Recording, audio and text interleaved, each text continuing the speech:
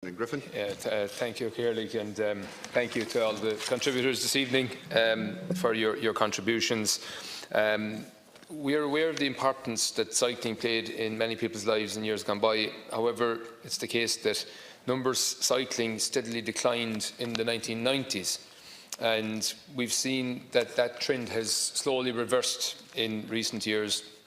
And I would have to say that the smarter travel policy and the national cycling policy framework would have certainly helped in that regard. But the statistics actually show us that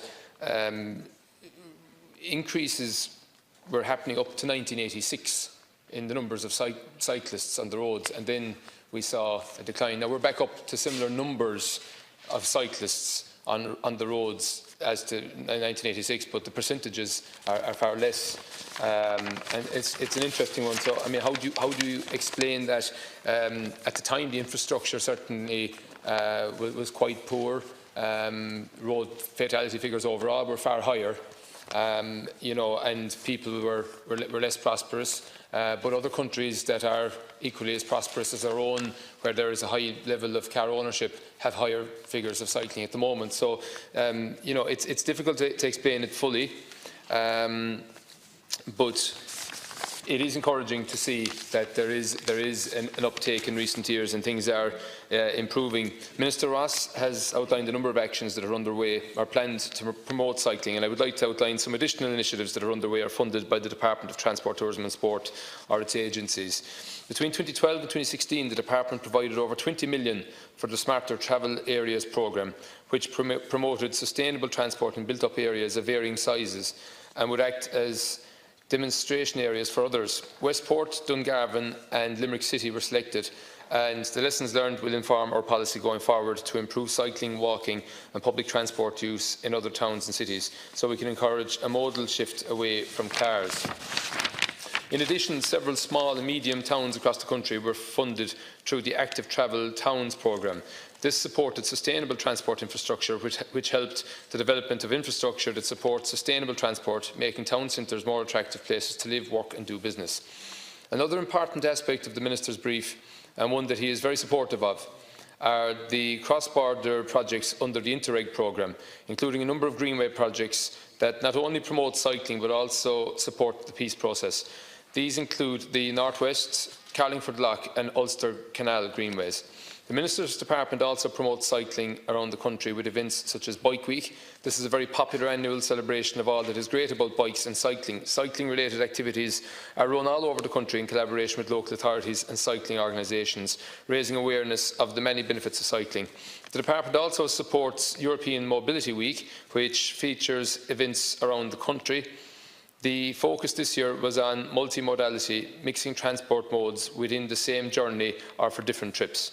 Minister Ross has secured large-scale increases in funding for cycling over a 4-year period up to 2021, resulting in very substantial year-on-year increases, which will transform the cycling landscape in the country. In addition, the Minister provides extra funding where required, only recently, for example, providing for the installation of safety equipment at key junctions around Dublin to improve cyclist safety. The Cycle to Work scheme continues to provide a huge boost to cycling, making it much more affordable while supporting many sustainable jobs in the cycling industry and bike shops all over the country. While the final road safety figures are not available yet for this year, I welcome that there is a downward trend, and that is the most recent reading, and hopefully we will see a record low this year. There are a few 2 weeks to go in the year, but hopefully we won't see any further fatalities on the roads, and that this year will be a record-breaking year. Of course, every single fatality is one too many, of course, and we can never be complacent. I welcome that Fianna Fáil's motion recognises the growth in popularity of cycling, and Minister Ross recognises that more can be done, and this is why he is allocating more money to cycling. As with any significant infrastructure programme, we may not see dramatic changes overnight, but the fruits of the considerable work already completed and underway will be increasingly evident in the coming years. And next year we will see a number of significant cycling projects commence construction in different parts of the country, while Minister Ross and I will also announce funding allocations under the new Greenway strategy and the new Greenway funding. Actually, can I just say that that is something that I'm particularly excited about. I remember writing a blog sitting over in the hotel in Achill after cycling out from Westport in 2013, and I called it "Why Greenways Should Be Called Goldways." The amount of activity on the line that morning, this was in August 2013, the cafes, the bike shops, the taxis, the buses, everything that was, there because of the Greenway was incredible. I'd been there 3 years earlier and did the Newport to Mulrenny section shortly after that opened. It was very quiet, not many people were using it. And to see the transformation and not to be able to find a space to park your bike outside a cafe is a great problem to have and very encouraging. And certainly, as Deputy Kinney referred to Waterford, I cycled it in April. It's a remarkable piece of infrastructure, very, very positive development. I think the accommodation works that are there, I think, should be an example to all other greenways in terms of how to do it properly, how to do it right.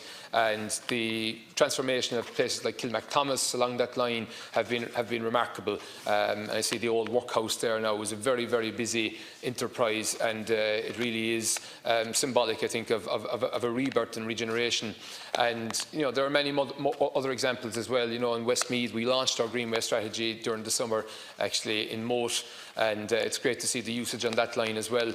I'm very keen to see more lines being rolled out.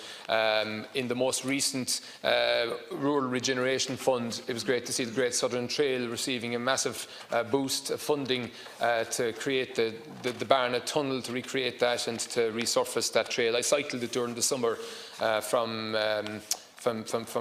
Devon Road near Templeglanton up to Newcastle West, and we would hope to see that extended all the way down into Kerry and actually out to the coast by Fiannet as well. And also, of course, in Kerry we have the South Kerry Greenway as well, along the world famous iconic Farnfore-Valentia line.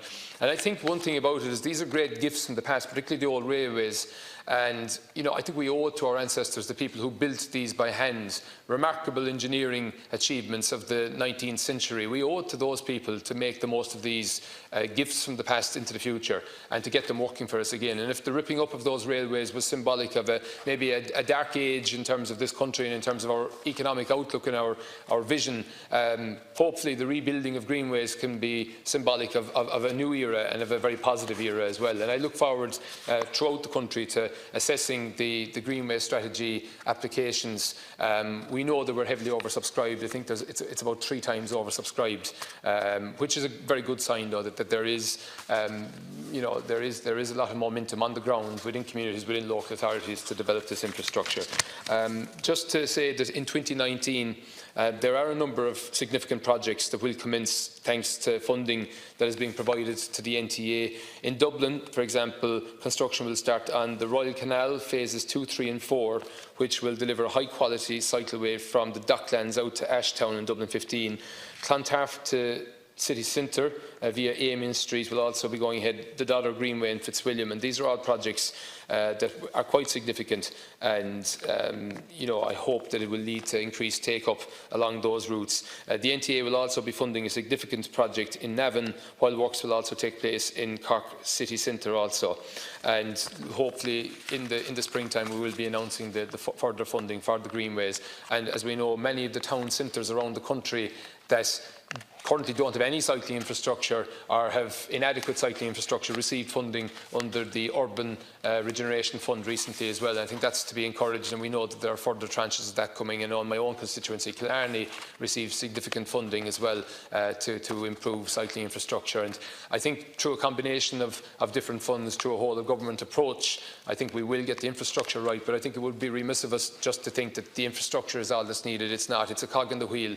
There are many other things that are needed as well to get that culture, I think, ingrained in the Irish psyche and to get us back to where we were. Just on the sports side of things as well, obviously my department is tourism and sport, but in terms of physical health, mental health, positive health policy, to get more people on bikes is the obvious thing to do, and we need to try to encourage that further.